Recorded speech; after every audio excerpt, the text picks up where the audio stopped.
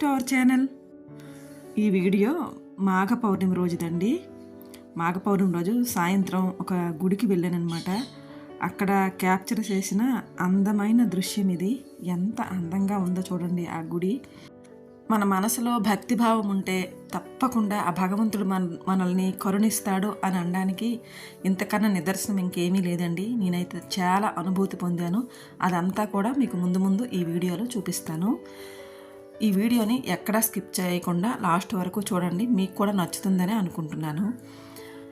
అయితే ఇది మాఘ పౌర్ణమి రోజు మార్నింగే మేము సముద్ర స్నానానికి వెళ్ళామండి. అసలు ఈ సముద్ర స్నానం కూడా అంత ప్లానింగ్ ఏం లేదనమాట. కాకపోతే సండే కదా, మా వారికి సెలవు ఉంటుంది, వెళ్దాము అని అనుకున్నాను. వెళ్ళేంత వరకు కూడా నమ్మకం లేదు, కానీ వెళ్ళిన తర్వాత ఎంత ఆనందం అనిపించిందోనండి. వెళ్ళకపోయింటే ఇదంతా మిస్ చేసుకుందును. చాలా ఎంజాయ్ చేశాను అనమాట.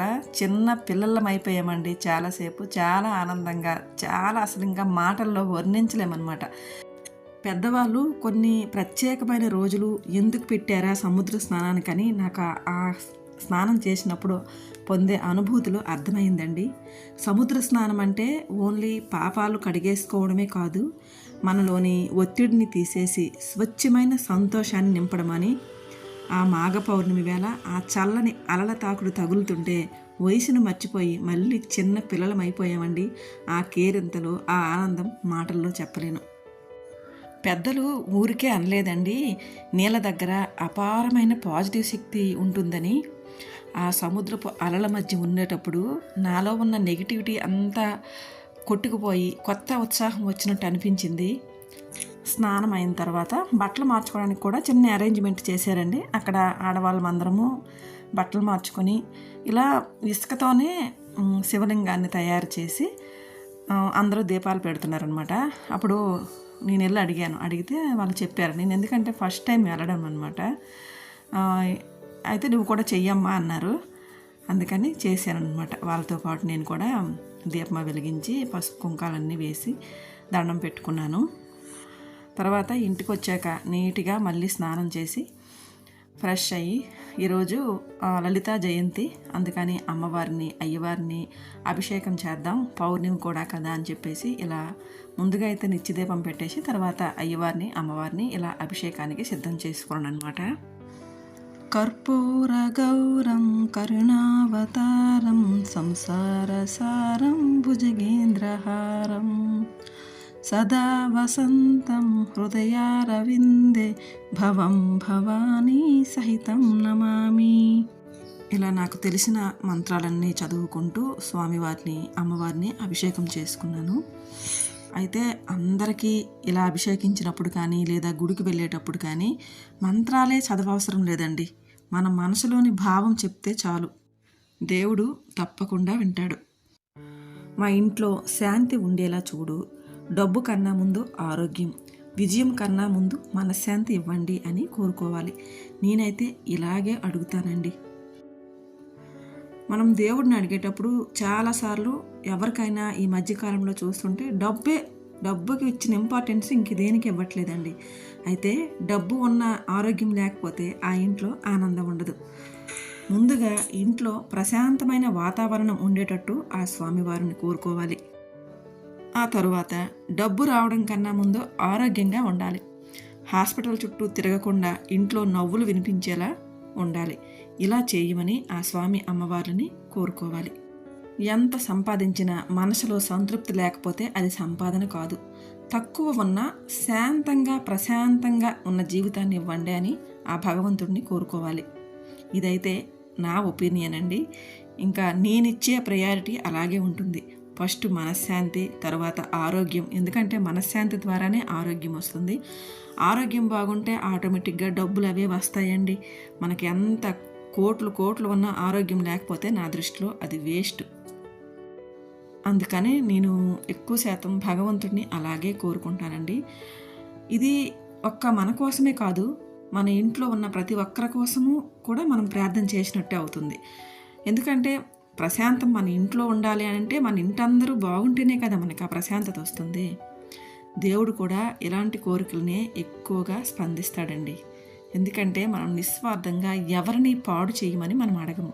మనం బాగుండాలి, మన ఆరోగ్యం బాగుండాలి, మనం ప్రశాంతంగా ఉండాలని కోరుకోవాలి. అంతే తప్ప ఎవరో పాడైపోవాలని చెప్పేసి ఎప్పుడూ దేవుణ్ణి కోరుకోకూడదు. చూడండి, అమ్మవారిని అయ్యవారిని చక్కగా అలంకరించేశాను. అమ్మవారైతే ఆ పింక్ కలర్ ఆ చీరలో ఎంత అందంగా ఎంత ముద్దుగా ఉన్నారోనండి. అసలు చూడడానికి 2 కళ్ళు సరిపోవట్లేదు. ఇంకా నాకైతే పువ్వులు అలా మీద మీద పెట్టాలనిపించలేదు. చుట్టూ అలా పేర్చానమాట. అమ్మవారు అంత ముద్దుగా ఏదో ఇంట్లో అలాగా ఆ పీట మీద కూర్చున్నట్టుగానే అనిపిస్తుంది. అది మనం చూసే కోణం అండి. మనం చూసే మన దృష్టి బట్టే ఉంటుంది. అమ్మవారు అక్కడ ఉన్నారు అంటే ఉంటారు అంతే. అభిషేకం అయిన తర్వాత చక్కగా ఇలా అలంకరించుకుంటే మనసుకి ఎంతో తృప్తిగా ఉంటుందండి.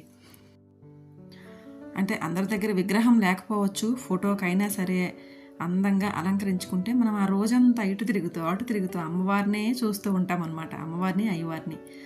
అందుకని చక్కగా అలంకరించుకోవడం ముఖ్యమండి. అలంకరణ అనేది కనులకి చాలా హాయిగా ఇస్తుందన్నమాట, హాయినిస్తుంది. అలంకరణ చాలా ముఖ్యం.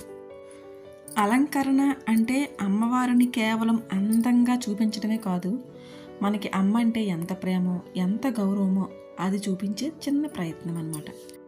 ఇక్కడ అమ్మవారికి నైవేద్యంతో పాటు చెరుకు ముక్కలు కూడా పెట్టానండి. ఈ చెరుకు మా ఇంటి ఎదురుగా ఒకళ్ళు వెనక సైడ్ వేశారనమాట. ఒక చెట్టు చూడండి ఎంత అందంగా అయ్యిందో.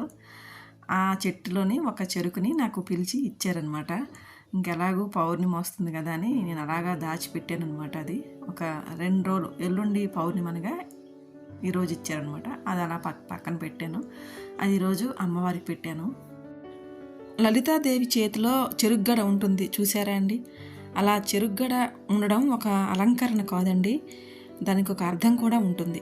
చెరుకు బయటికి గట్టిగా కనిపిస్తుంది, కానీ లోపల పూర్తిగా తీపిగా ఉంటుందన్నమాట.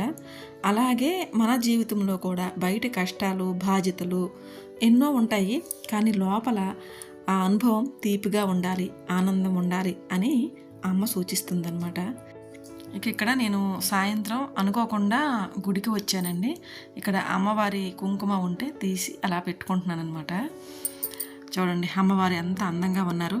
అసలు అనుకోలేదండి ఈ గుడికి రావాలని. అనుకోకుండా రావడం, అక్కడ అమ్మవార్లని అయ్యవార్లని అందరినీ ఒకేసారి ఎలా దర్శించుకున్నానో మీకు కూడా చూపిస్తాను రండి. ఇక్కడ శివయ్య ఆకారంలో ఉన్నారండి. స్ఫటికలింగం అన్నమాట.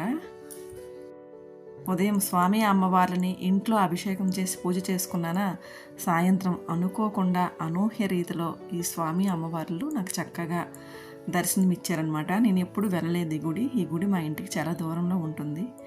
ఇంకా అలా ఎవరూ పెద్దగా క్రౌడ్ లేదు, ఎవరూ లేరు కాబట్టి నేను చక్కగా ప్రశాంతంగా పూజ చేసుకున్నాను అనమాట. అలా దండం పెట్టుకున్నాను గుళ్ళో స్వామివారిని, శివయ్యని. తర్వాత ఆ నంది కూడానండి ఎంత బాగున్నారంటే పట్టుకుంటే కూడాను చాలా మంచి ఫీల్ ఉందన్నమాట. ఆ నంది కూడా ఒక మంచి మార్బుల్తో తయారు చేసినట్టున్నారు. పట్టుకుంటే కూడా చల్లగా అలా పట్టుకొని ఉండాలనిపిస్తుంది. అక్కడ నిల్చున్న నంది చూసారా అండి, ఆయన కూడా చాలా అందంగా ఉన్నాడండి. తర్వాత ఆ గుడికి పక్కనే ఆనుకొని ఇలా ఒక రాతి లింగం పెట్టారండి. ఎవరైనా అభిషేకం చేసేటట్టు అక్కడ నీళ్ళు కూడా పెట్టారు. ఇంకా అలా వెళ్ళి ఒక చెంబుడు నీళ్ళు పోసారనమాట. అలాగే మా వారి చేతికి కూడా ఇచ్చాను, ఆయన కూడా ఒక చెంబుడు నీళ్ళు పోసారు.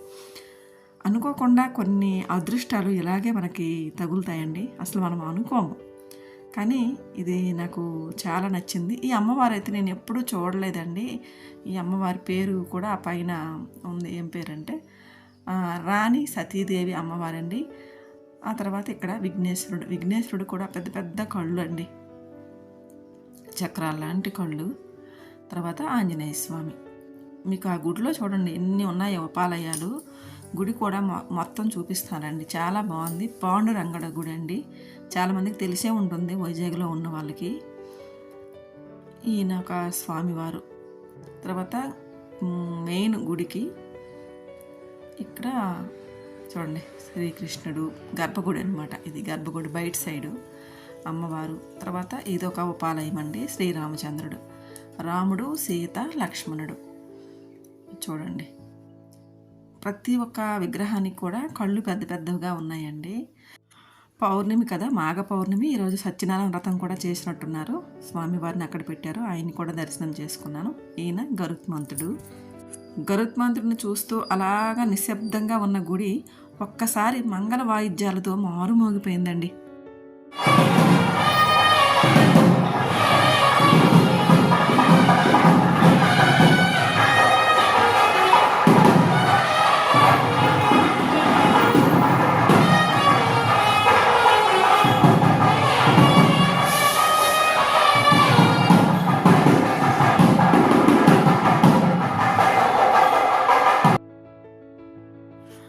నేనేమనుకున్నానంటే ఎక్కడి నుంచో ఆ అమ్మవారిని అలా పల్లకిలో తీసుకొచ్చారేమో అని అనుకున్నాను. కానీ తరువాత అర్థమైంది, ఇక్కడి నుంచే అమ్మవారు పల్లకిలో ఊరేగించడానికి తీసుకెళ్లారు.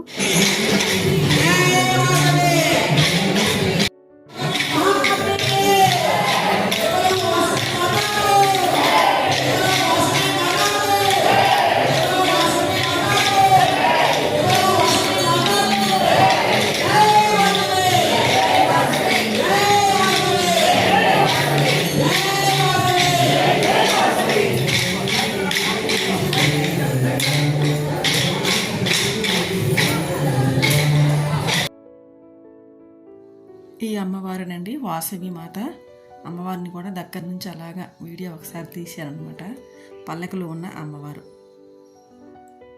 అలాగే అమ్మవారికి స్వాగతం పలుకుతూ తీసుకొచ్చిన మంగళహారతి కూడా అందరికీ ఇచ్చారనమాట. అలా అద్దుకున్నాము కళ్ళకి. ఇంకా తర్వాత కాసేపు అక్కడే అమ్మవారిని ఉంచి చాలాసేపు కోలాటం అయితే చేశారండి. చాలా అందంగా, ఆనందంగా, కోలాహలంగా కోలాటం చేశారు. తర్వాత నేను ఇంకొక గుడికి వచ్చేసానండి. ఇంకాస్త మా ఇంటికి దగ్గరలో ఉండే లక్ష్మీదేవి గుడి అనమాట.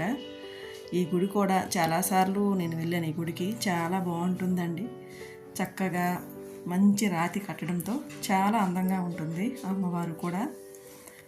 ఇక్కడ కాసేపు అలాగా అమ్మవారిని దర్శించుకొని తర్వాత అదే గుడే ప్రాంగణంలో చంద్రుని వెన్నెల్లో లలిత చదవాలంటారు కదా, ఇంకా అక్కడే కూర్చొని కాసేపు అలా లలితా సహస్రనామాలు కూడా చదువుకున్నానండి.